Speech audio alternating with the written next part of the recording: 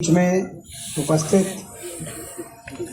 आज इन खेलों के कार्यक्रम में उपस्थित आदरणीय डॉक्टर के.वी. सिंह जी, हमारे वरिष्ठ विधायक, हमारे नौजवान साथी भाई शीशपाल केरवाल जी, हमारे संघर्षशील साथी और हमारे विधायक बलवान दौलतपुरिया जी, हमारे साथी, हमारे संघर्षशील साथी और हमारे विधायक आदरणीय सरदार जरनैल सिंह जी, हमारे विधायक आदरणीय भरत सिंह बेनीवाल जी, हमारे पूर्व सांसद भाई आदरणीय सुशील इंदौरा जी, हमारे बहुत वरिष्ठ साथी इस क्षेत्र से आदरणीय निशांत सिंह जी, आज के हमारे कार्यक्रम के जिन्होंने निमंत्रण दिया, शहीद उधम सिंह स्पोर्ट्स क्लब और अपने गांव की तरफ से जिन्होंने हमारे पास निमंत्रण पहुंचाने का कार्य किया, हमारे ऐसे साथी जिनकी आवाज़ पत्रकारिता के ऐसे दौर में जब देश के जो सभी पत्रकार हैं वो आज की भाजपा सरकार के दबाव में सरकार के खिलाफ एक शब्द कहने से भी कतराते हैं, ऐसे में सच्चाई और न्याय के साथ हमेशा जिनकी आवाज़ आपको सुनाई देती है, हमें बहुत ही इस बात के लिए फक्र है कि हमारे ऐसे भाई हैं। हरियाणा की एक बुलंद आवाज़, और यहाँ से आपने जिनको बहुत आशीर्वाद दिया था विधानसभा चुनाव में, तो थोड़ी बहुत कसर रह गई, कोई बात नहीं, हो जाता है, ये तो चलता है। अभी मैंने भी शॉट मारा था, कोई कह रहा चौका है, कोई थोड़ी सी छक्के में थोड़ी कसर रह गई, तो कोई बात नहीं, तो ये तो जीवन है। लेकिन आपने बहुत आशीर्वाद दिया।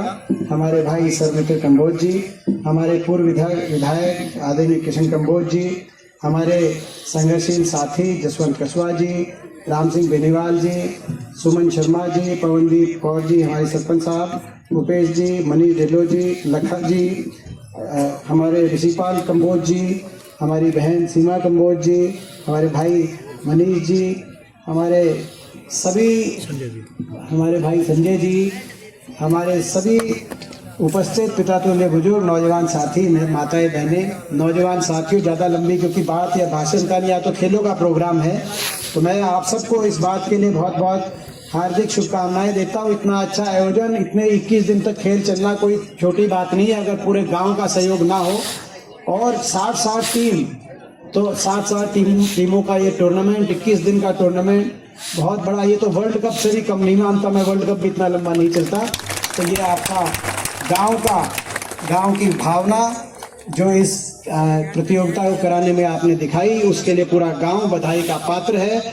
और साथ में जो जैसे कहा कि हमारे जो आज ये शहादत 4 जो हमारे साहिबजादे, जिन्होंने देश में मर्यादा और धर्म के नाम पर इतना बड़ा स्थान देश के दिलों में जिनके लिए है, जिन्होंने अपनी ऐसी मर्यादा और ऐसे धर्म के लिए अपनी शहादत दी कि आज तक उनकी शहादत के बारे में जब हम सोचते हैं तो रूह कांप उठती। तो आज आप सब ने उसको समर्पित इतना अच्छा कार्यक्रम कराने का यह कार्य किया, आप सबको मैं अपनी तरफ से हार्दिक बधाई देता हूं। और साथ में जो दूसरी बात यहाँ पे अभी कही, लंबी बात हो, कहना नहीं मैं चाहता, मैं सही बात है कि आज हरियाणा एक ऐसा प्रदेश है जो खेल के साथ जिसकी अपनी एक पहचान बनी। देश के खेल के क्षेत्र में हरियाणा से आए हुए खिलाड़ियों ने हमेशा भारत देश का नाम रोशन करने का काम किया है। ओलंपिक खेल हो, कॉमनवेल्थ खेल हो, एशियाई खेल हो, 50% से ज़्यादा मेडल भारत माता की झोली में, अगर किसी एक छोटे से प्रदेश से आए हुए खिलाड़ी भारत माता की झोली भरने का काम करते हैं तो 50% से ज़्यादा मेडल अकेले हरियाणा से आए हुए खिलाड़ी भरने का काम करते हैं। इस बात से पता चलता है कि हरियाणा में गांव-गांव में कितनी प्रतिभा, खेलों के प्रति कितनी प्रतिभा हर गांव में छुपी हुई, और इस प्रतिभा को आगे लाने के दृष्टि से जब कांग्रेस की सरकार थी, पूर्ववर्ती सरकार, तो हुड्डा सरकार में पदक लाओ पद पाओ की नीति बनी थी, और खेल खेल में स्टेडियम पूरे प्रदेश के अंदर, ग्रामीण क्षेत्रों के अंदर स्टेडियम उस समय बने थे। लेकिन दुख की बात यह है कि जब सरकार भाजपा की आई तो उस नीति को इस सरकार ने आगे नहीं बढ़ाया। हमारे समय लगभग 1000 के करीब खिलाड़ियों की भर्ती हुई थी अलग अलग पदों पर, डीएसपी से लेकर और अलग अलग पदों पर। लेकिन इस सरकार ने पिछले लगभग 11 साल से कोई भर्ती तो हुई नहीं, और ना उन स्टेडियमों का, नए स्टेडियम बनवाने की तो दूर की बात है, उन स्टेडियमों का रख रखाव भी सरकार ने करना मानो पाप समझा। क्योंकि आपने देखा होगा पीछे एक ऐसा रोहतक में लाखन माजरा गांव, जिसमें एक ऐसा बास्केटबॉल का स्टेडियम जो 2009 में हमारी सरकार के समय बना था, जिस स्टेडियम से आज भी भारत की बास्केटबॉल टीम में से 5 में से 2 खिलाड़ी उस स्टेडियम से तैयार किए हुए हैं, जिसमें से एक हार्दिक हमारा बेटा था, जिसके उस स्टेडियम के अंदर दर्दनाक मृत्यु हुई पीछे। लेकिन इस सरकार ने ऐसे स्टेडियम जो भारत की टीम में 3-3, 2-2 प्लेयर दे रहे, उस स्टेडियम का भी रखरखाव पिछले 11 साल से 1 रुपया दिया नहीं, जो दुर्भाग्य है। आज राजनीति से ऊपर उठ के कोई राजनीतिक प्रोग्राम नहीं, सरकार से एक भारत देश के नागरिक होने के नाते और एक विपक्ष के सांसद होने के नाते मैं ये अपील करता हूँ कि सरकार अपनी खेल नीति पे पूर्ण विचार करे, दोबारा सोचे, और पहले को खेल नीति अगर अच्छी थी तो केवल किसी दूसरी पार्टी की सरकार में है ये कहकर उसको नकारने की बजाय उसको अपनाए, उसको में सुधार लाए। इन खिलाड़ियों के स्टेडियम्स का पदक लाओ पद पाओ नीति को दोबारा से बहाल करे, ताकि भारत माता की झोली में और मेडल हमारे खिलाड़ी दे पाए। सरकार ये ऐसा करेगी तो सबसे पहले मैं सरकार का धन्यवाद करूंगा और हम सब सरकार का धन्यवाद करेंगे। लेकिन अगर नहीं करेगी तो हमें तो अपनी आवाज उठानी पड़ेगी। अभी भी कॉमनवेल्थ खेलों में जब भारत देश में मेजबानी का फैसला आया तो भारत सरकार को इस बात का चयन करना था कि किस प्रदेश में कॉमनवेल्थ खेल हो। हमने कभी किसी और चीज में नहीं कहा कि भाई, मगर इस चीज में हरियाणा का हक बनता था। जब 50% से ज्यादा मेडल हरियाणा से आ रहे हैं और गुजरात से मेडल नहीं आ रहे, तो लाखों करोड़ का जो निवेश होगा, स्टेडियम बनेंगे नए नए, वो ऐसे प्रदेश में बनते। हरियाणा में अगर मेजबानी को अवसर हरियाणा को मिलता तो आगे भारत देश का फायदा था। ये हमारा लाजिम हक था, इसीलिए हमने इस बात की बात करी। सरकार सोचे, सेंटर में भी मैंने बात उठाई है और इस बात की लड़ाई लड़ेंगे। ये मेजबानी का, कम से कम खेलों की मेजबानी अगर पूरी हरियाणा में ना दो आप, मगर कम से कम थोड़ी मेजबानी तो हरियाणा में आपको देनी चाहिए। आज देश के खेल बजट में, खेलो इंडिया में 3,500 करोड़ में केवल मात्र 80 करोड़ 28 प्रदेशों में सबसे कम हरियाणा को मिला और सबसे ज्यादा 601 करोड़ गुजरात को मिला।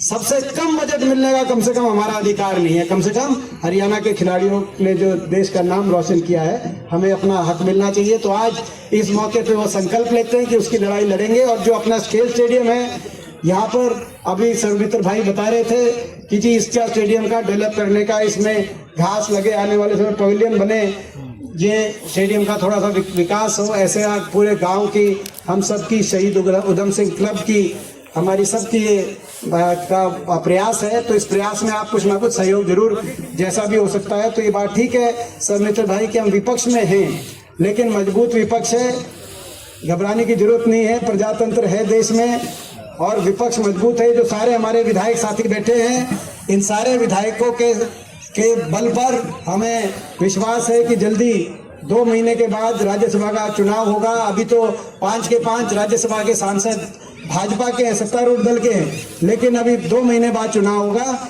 उनमें से एक भाजपा तो एक कांग्रेस का भी इन विधायकों के बल पे एक राज्यसभा में सांसद बन के आएंगे। तो जो ये विधायक उनको जो बात कहेंगे वो उसको मना नहीं कर पाएंगे। तो वो हम सांसद कोटे से राज्यसभा के उनसे सहयोग लेंगे जो नया बनेंगे। और बाकी भी जो सारी स्कीम्स हैं, तो ये जो आपने जिम्मेदारी लगाई है कि ये स्टेडियम को नए रूप से, तो ये आप अगले साल जब टूर्नामेंट कराओ तब तक स्टेडियम में नया रूप आए, उसके लिए हम मिलकर, दोनों भाई सर्वमित्र और हम लोग मिलकर, इसके लिए आपकी जो बात है वो हम सिरे चढ़ाएं।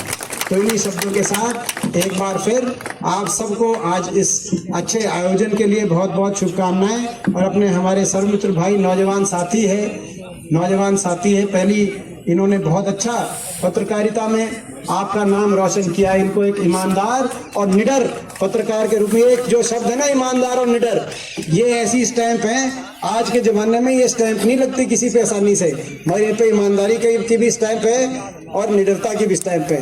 तो इस राज में ऐसी स्टैंप लगना बहुत बड़ी बात है। तो मैं इनको बहुत बहुत शुभकामनाएं देता हूं। इन्होंने राजनीति में अपने पहले कदम बढ़ाए हैं, इनके साथ हमारी शुभकामनाएं हैं। ये सबका आशीर्वाद लेके आगे बढ़े। बहुत बहुत धन्यवाद। जय हिंद।